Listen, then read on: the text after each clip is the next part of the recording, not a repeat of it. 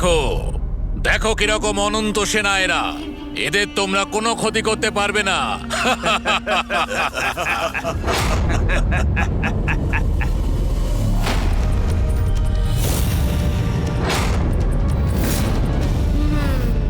এই অসুর সেনাদের তো আমি ধ্বংস করব।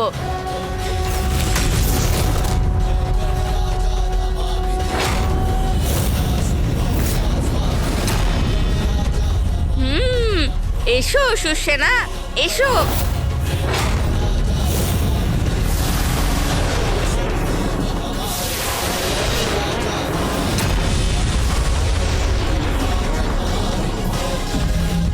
মনে হচ্ছে শ্রী গণেশ ওই অসুরদের নিজের হাতে ধ্বংস করতে এবং তাদের বিনাশ করতে প্রস্তুত হচ্ছেন।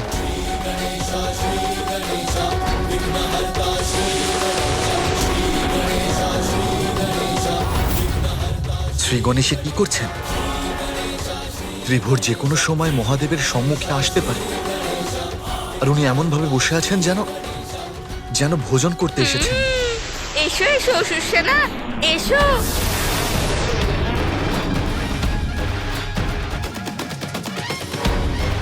সুরমশাই,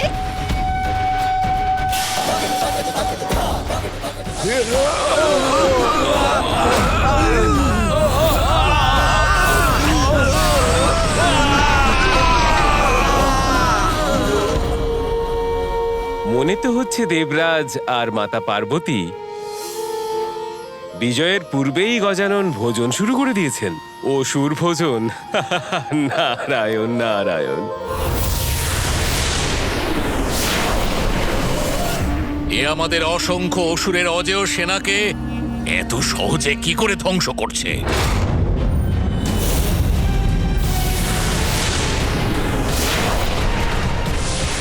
এবার ত্রিপুরাসুর পিছনের সেনাদের সঙ্গে ওপর থেকে আক্রমণ করবে। এদের তুমি আটকাতে পারবে না।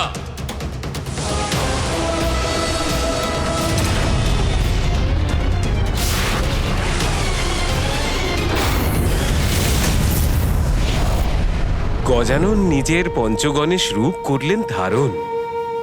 নারায়ণ নারায়ণ।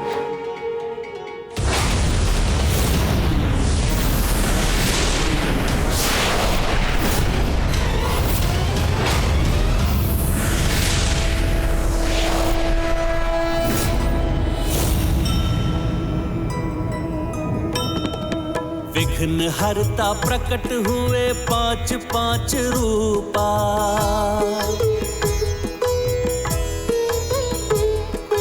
प्रतिरूप शुभ कारक प्रतिरूप अनूपा।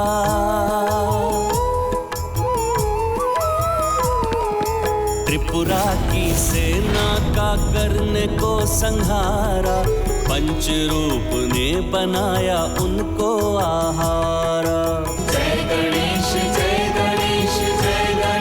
देवा। माता जाति पार्वती पिता महादेवा।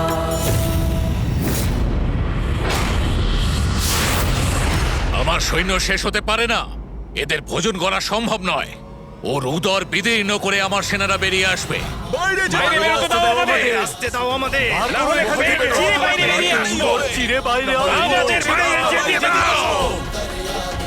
সুস্বাদু সুস্বাদু অসুর সেনা, দারুণ সুস্বাদু।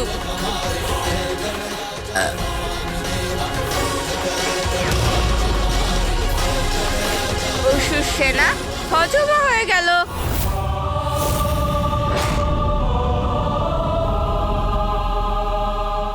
দেবরাজ ইন্দ্র শেষ পর্যন্ত শ্রী গণেশ দৈত্য সেনাদের হজম করে আটকেই দিলেন।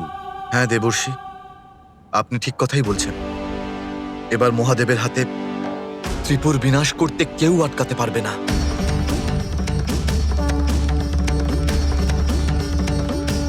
এখন তো একমাত্র গুরুদেব শুক্রাচার্যের কৃপাতেই আমরা রক্ষা পেতে পারি।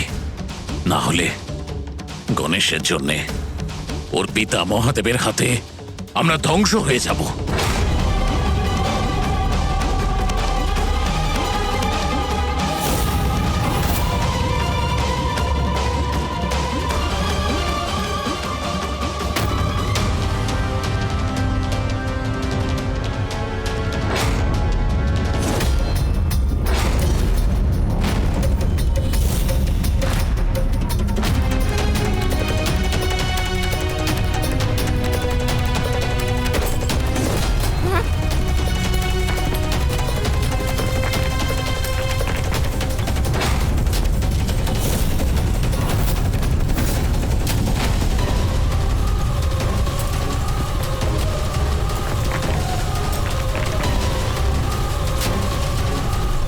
আমরা কেন শক্তিহীন হয়ে যাচ্ছি?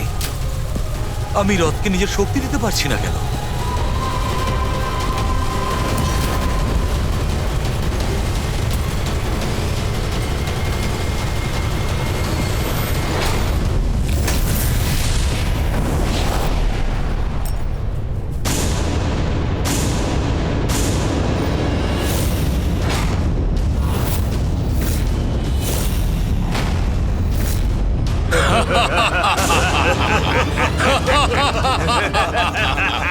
সর্বদিব্য শক্তি সম্পন্ন এই রথ ধ্বংস হয়ে গেল।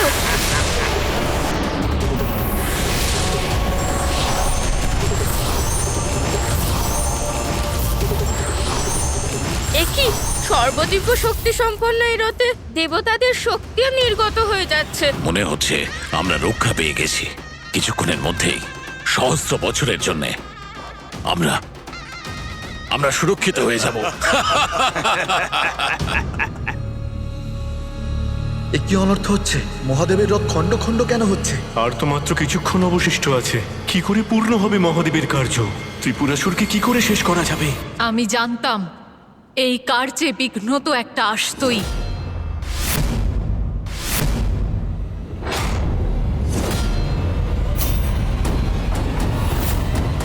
এই বিঘ্নর কারণ কি? কেন এই দিব্য শক্তি সম্পন্ন রথ এভাবে ধ্বংস হয়ে গেল?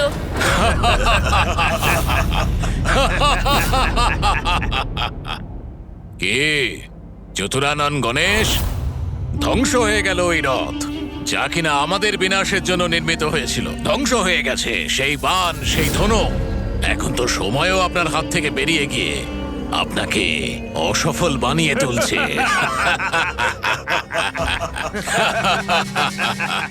কারণ আর কিছুক্ষণের মধ্যেই আমাদের 3 পুর একই রেখায় এসে আবারও আগের রূপ ধারণ করবে আর গতিমান হবে, আর আমাদের ওপর থেকে মৃত্যুর মেঘ সরে যাবে। তারপর সর্বত্র হবে অধর্মের বিস্তার। মাতাই, আপনি কি বলছেন? এরকম হওয়ারই ছিল মানে?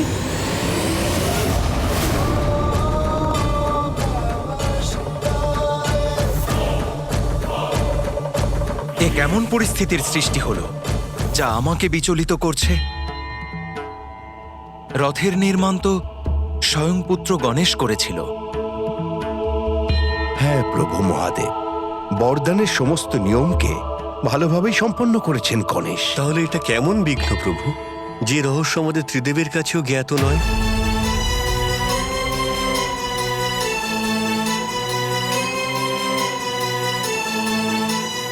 রথের নির্মাণে আমার দ্বারা কোনো ভুল হলো না তো? ভুল তো হয়েছেই, কিন্তু তা আপনার দ্বারা নয় শ্রী বিশ্বকর্মা। স্বয়ং মহাদেব করেছেন এই ভুল।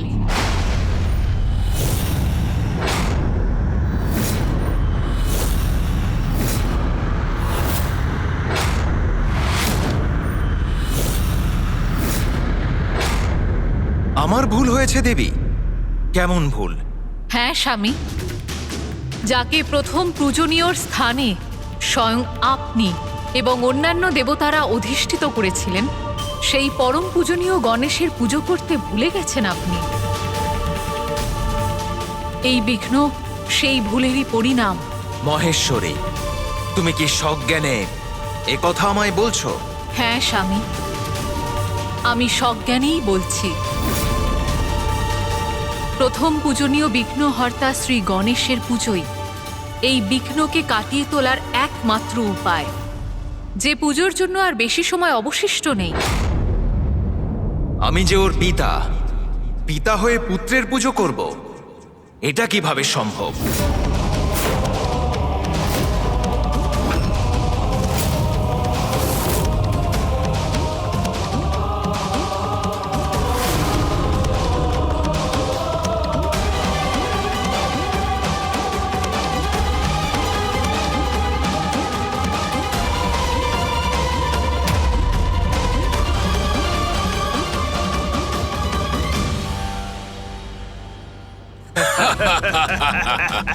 সম্ভব নয় গণেশ, এখন আমাদের অনিষ্ট করা আর সম্ভব নয়।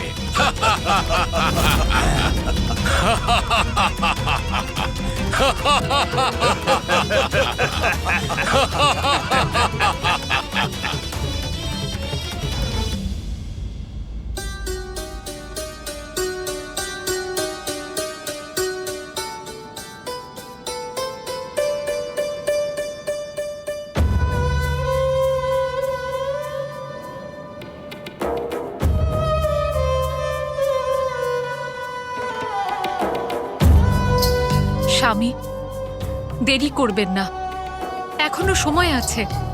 এখনো শ্রী দেবী, গণেশের বুদ্ধি বিবেচনা দ্বারা বিচার করে দেখো, পিতার দ্বারা পুত্রের পূজা মর্যাদার বিরুদ্ধ।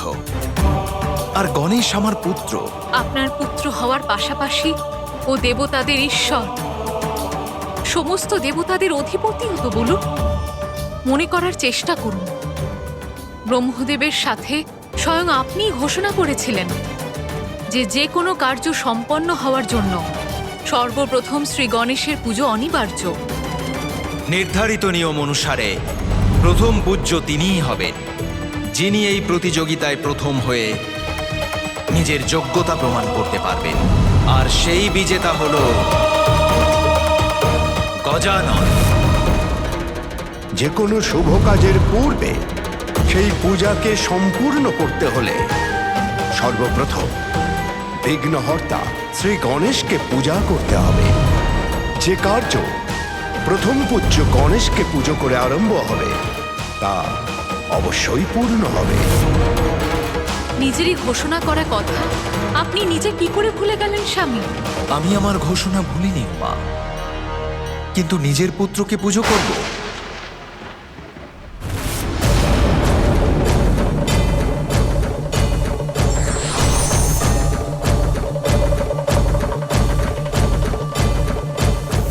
প্রণাম প্রভু।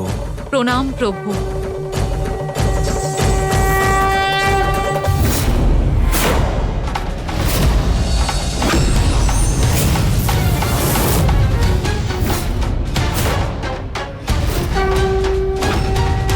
এই দিব্য প্রকাশ করতে গেল।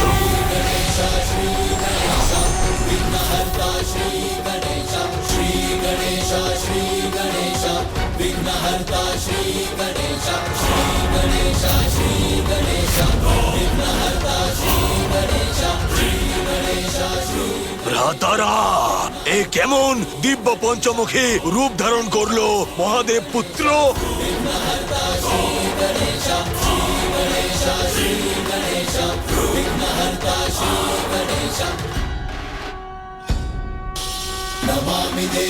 नमामि देवा जय गणराजा नमामि देवा दया करो हे मंगल देवा। প্রভু, আপনি না বললেও আমি মহাদেবের কষ্ট বুঝতে পেরেছি দেবী। দেবাধিদেব আপনি, সৃষ্টির প্রজাপতি। যদি আপনি আপনার সংশয় দূর না করেন, আপনার সৃষ্ট নিয়ম পালন না করেন, তাহলে সবার জন্য সেই নিয়ম কি করে কার্যকর হবে? সংসার থেকে এই সমস্যা দূর হোক। প্রথম পূজ্য বিঘ্নহর্তার প্রথম পুজোর নিয়ম আপনার উদাহরণ দিয়েই স্থাপিত হোক, যার পরে শুদ্ধ মন আর ভক্তি দিয়ে করা কোনো ধর্মকার্যে কোনো বিঘ্ন যাতে না আসে, আর এরকম কোনো কাজ কোনো দিন যেন মাঝে না আটকে যায়। সেই জন্যেই এই লীলা রচনা করেছি আমি।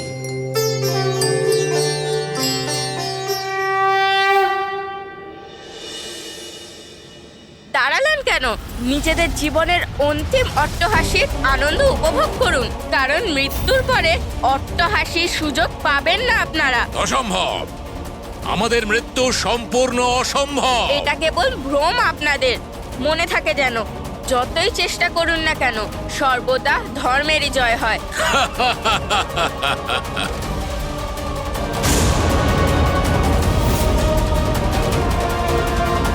ত্রিপুরা সরল রেখায় আসার আগে পিতা আবার নিজের স্থান নেবেন আর আপনাদের তিনজনকেই বধ করবে।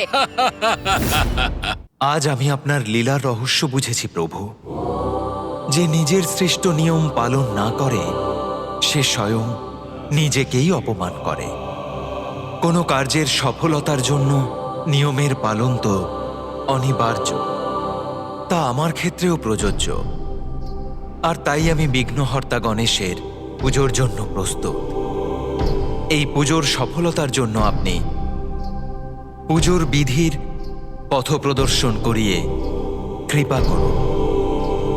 একজন সাধারণ হলুদ গণেশকে আমার প্রত্যক্ষ রূপ ভেবে আমার পুজো করা যেতে পারে, কিন্তু মাতা বিনা গণেশের অস্তিত্ব অসম্পূর্ণ।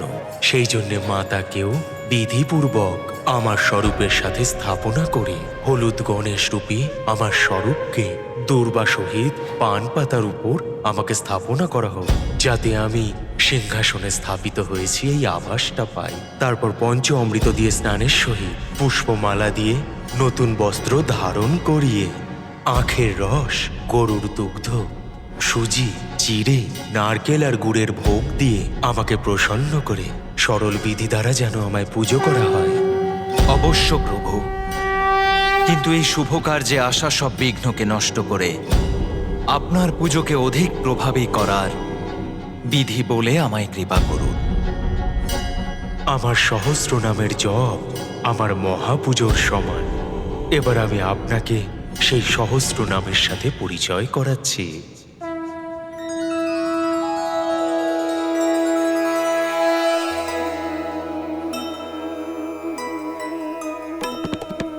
जग उद्धारक, जग के कल्याण कारक,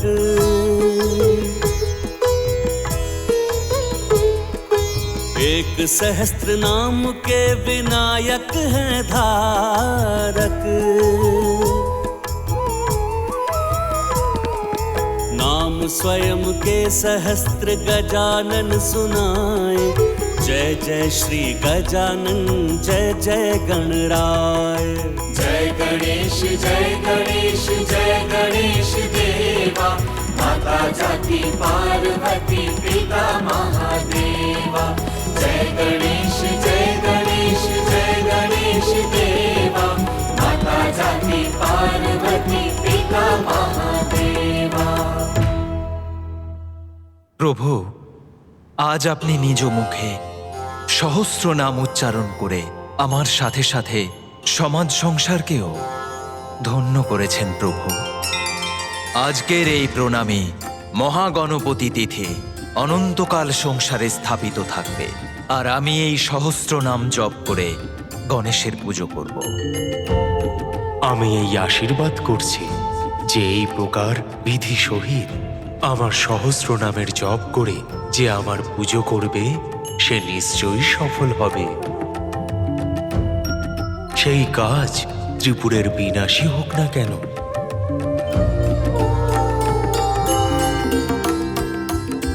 প্রণাম প্রভু।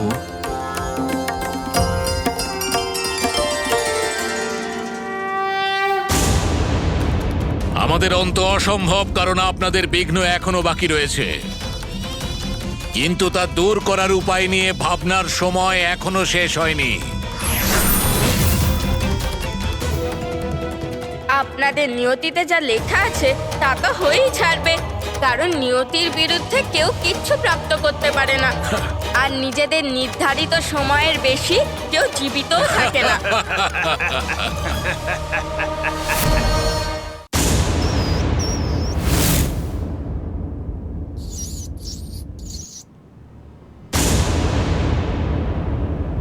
আমি স্বয়ং গিয়ে দেখি যে এই কার্যে আসা এই বিঘ্নর কারণ কি, আর এত অল্প সময় এই ওষুধের বিনাশ কি করেই বা সম্ভব।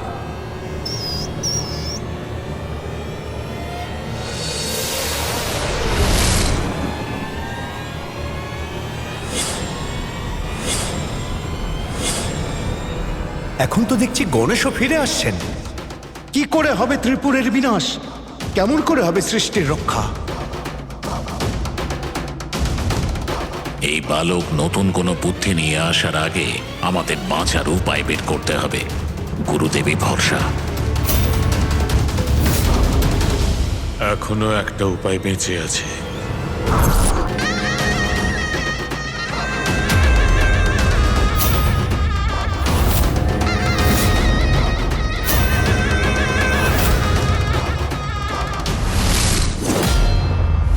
ধর্ম আর সত্যের পথে যারা চলে তাদের পথে অনেক বিঘ্নই আসে, কিন্তু তার সম্মুখীন হয়ে যে এগিয়ে যায় তাকেই প্রকৃত যোদ্ধা বলা হয়।